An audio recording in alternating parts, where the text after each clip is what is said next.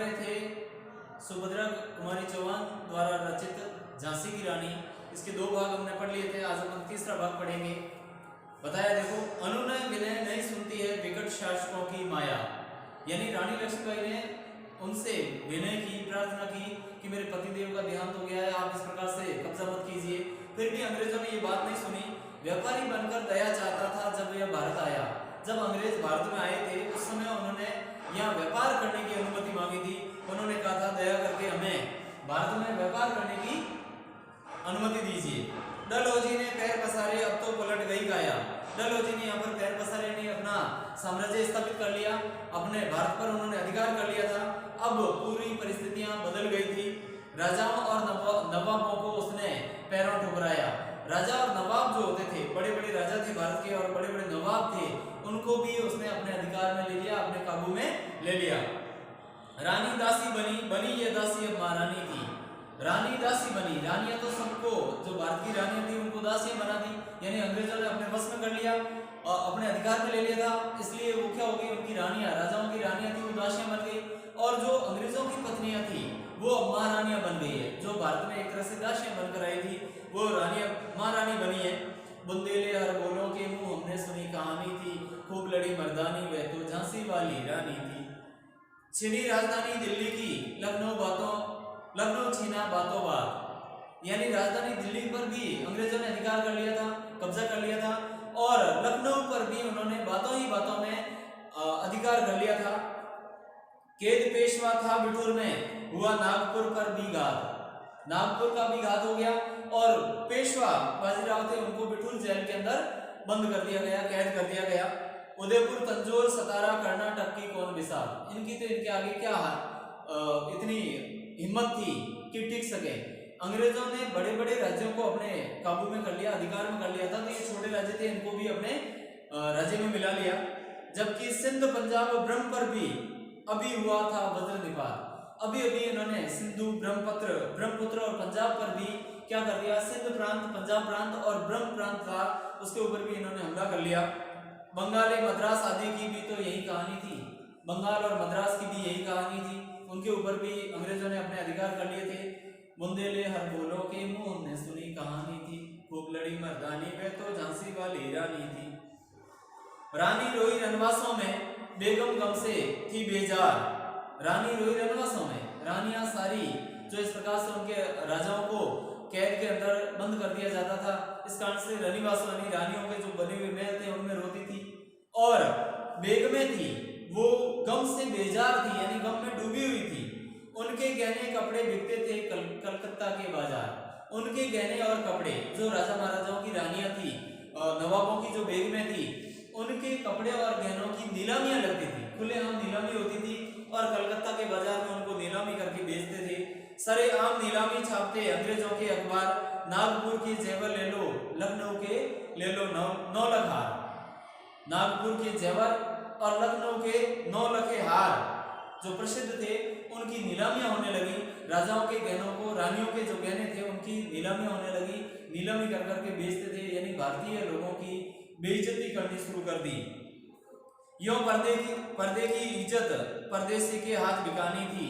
यों जो पर्दे में रहती थी, राजाओं की रानियां कभी पर्दे से बाहर नहीं आती थी। नवाबों की जो पत्नियां थी, बेगमें थी, वो अंदर रहती थी, वो पर्दे से बाहर आ गई। इस प्रकार से उनकी इज्जत भी बाहर खुले बाजार में हो गई थी। परदेसी यानी दूसरे देश के जो लोग थे, उनके हाथों में अपनी इज्जत इस प्रकार से बिक रही थी। बुंदेले हर बोलों के मुंह हमने सुनी कहानी थी, खूब लड़ी मर्दानी वह तो झांसी वाली रानी थी। कुटिया में थी विषम वेदना, महलों में आहत अपमान। कुटिया जो कि गांव में बनी हुई थी, ग्रामीण लोग थे, वो भी बड़े परेशान थे। और शहरों के लोग भी, महलों के लोग थे, उनका भी अपमान होता था, वे भी दुखी थे। वीर सैनिकों के मन में था अपने पुरखों का अभिमान। जो सेना के सैनिक थे, उनके मन में भी अपने पूर्वजों का जो अभिमान था वो बना हुआ था।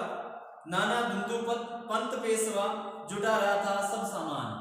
नाना साहब, धुंधुपंत और पंत पेशवा, नाना धुंधुपंत और पेशवा, बाजीराव पेशवा, ये सब क्या जुटा रहे थे, अपने देश को आजाद करवाने के लिए सामान जुटा रहे थे, लोगों को इकट्ठा कर रहे थे। बेन छबीली ने रणचंडी का कर दिया प्रकट आह्वान।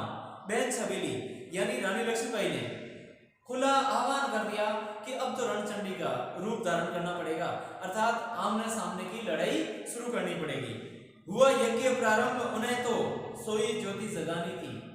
जब यज्ञ प्रारंभ हुआ अर्थात भारत को आजादी रूपी यज्ञ की शुरुआत जब कर लिया गया, उसकी शुरुआत की गई थी, तो एक तरह से सोई हुई जैसे कोई ज्योति है उसको जगा नहीं था, बस वो आगे से आगे आग की तरफ फैल जाती है। बुंदेले हर बोलों के मुंह हमने सुनी कहानी थी, खूब लड़ी मर्दानी वे तो झांसी वाली रानी थी। महलों ने दी आग, झोंपड़ी ने ज्वाला सुलगाई थी। महलों ने दी आग यानी धनी लोग थे, उन्होंने भी स्वतंत्रता की इस आजादी की लड़ाई में अपना भरसक प्रयास किया, संपूर्ण एक तरह से देखें तो योगदान दिया। और जो गांवों के लोग थे, ग्रामीण परिवेश के लोग थे, उन्होंने भी इसमें बढ़ चढ़कर भाग लिया। यह स्वतंत्रता की चिंगारी अंतरतम से आई थी। ये स्वतंत्रता यानी आजादी प्राप्त करने की जो चिंगारी थी, एक तरह से प्रेरणा थी, वो अंतरतम यानी हृदय से आई थी, अपने मन से उठी थी। झांसी चेती दिल्ली चेती, लखनऊ लपटे छाई थी। झांसी भी चेत गई, चेतने से मतलब था सावधान होना, सतर्क होना। झांसी के लोग सतर्क हो गए, लखनऊ के लोग भी जाग गए और दिल्ली के भी लोग सावधान हो गए, सतर्क हुए और उन्होंने वापस अपनी खोई हुई आजादी को प्राप्त करने के लिए प्रयास किए। मेरठ कानपुर पटना ने भी भारी धूम मचाई थी। मेरठ, पटना, कानपुर इन सब में जनता ने आंदोलन शुरू कर दिए, उग्र आंदोलन होने लगे और अंग्रेजों के खिलाफ जाने लगे। जबलपुर कोल्हापुर में भी कुछ हलचल उकसानी थी।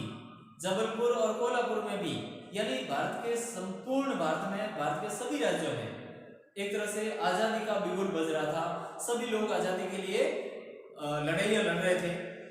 बुंदेले हर बोलों के मुंह हमने सुनी कहानी थी, खूब लड़ी मर्दानी वे तो झांसी वाली रानी थी। इस स्वतंत्रता महायज्ञ में कई वीरवर आए काम, नाना धुंधु पंत तातिया, चतुर अजीमुल्ला सरनाम, अहमद शाह मौलवी, ठाकुर कुंवर सिंह सैनिक अभिमान, भारत के इतिहास गगन में अमर रहेंगे जिनके नाम। लेकिन आज जुर्म कहलाती उनकी जो कुर्बानी थी। देखा जाए तो इस स्वतंत्रता के महायज्ञ में, स्वतंत्रता की आजादी की जो लड़ाई लड़ी गई थी, इसमें कौन कौन शहीद हुए उनके नाम है नाना धुंधु पंत, तात्या टोपे, चतुर अजीमुल्ला और अहमद शाह मौलवी, ठाकुर कुंवर सिंह, ये सैनिक थे। सैनिकों ने भी क्या किया, विद्रोह किया और इन्होंने अपने भारत को आजादी दिलाने में अपना सर्वस्व समर्पण कर दिया था। ये शहीद हो गए थे, तो इनका नाम हमेशा भारतीय इतिहास के पृष्ठों में अमर रहेंगे, सुनहरे अक्षरों में लिखे हुए रहेंगे। लेकिन आज के लोग उनकी कुर्बानियों को मानते नहीं है और एक तरह से जुर्म कहलाती है कि उन्होंने तो हमारे ऊपर जुर्म ढाए थे। ये भारतीय जनता की एक तरह से मूर्खता होगी कि जिन्होंने अपने देश को, अपने भारत को और हमें आजादी दिलवाई है, अपना सब कुछ न्यौछावर कर दिया, उनको इस प्रकार से नहीं भूलना चाहिए। बुंदेले हर बोलों के मुंह हमने सुनी कहानी थी, खूब लड़ी मर्दानी वे तो झांसी वाली रानी थी।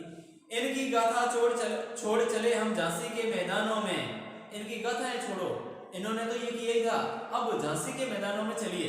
वहां क्या हुआ, जहां खड़ी है लक्ष्मीबाई मर्द बनी मर्दानों में, वहां पर लक्ष्मीबाई की मूर्ति आज भी लगी हुई है और ऐसा लग रहा है जैसे वो जीवित साक्षात लक्ष्मीबाई है, जो कि मर्दों के अंदर भी मर्द बनकर खड़ी है।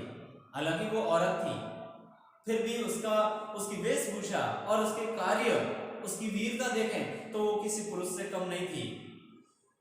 लेफ्टिनेंट वॉकर आ पहुंचा, आगे बढ़ा जवानों में।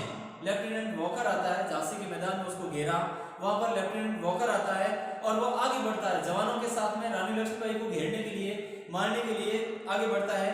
रानी ने तलवार खींच ली, हुआ द्वंद्व असमानों में। रानी ने उस समय तलवार खींची और असमानों के बीच में युद्ध हुआ। द्वंद्व का मतलब होता है युद्ध होता है, कौन कौन, इधर स्त्री थी उधर पुरुष था, लेकिन आपस में दोनों का युद्ध होता है। जख्मी होकर वॉकर भागा, उससे अजब हैरानी थी, वह भी जख्मी हो गया, घायल हो गया। रानी लक्ष्मीबाई ने इतनी वीरता दिखाई कि वॉकर को भी वहां से जख्मी होकर भागना पड़ा, घायल होकर भागना पड़ा। उसे भी हैरानी हो रही थी, ये कैसे हो सकता है।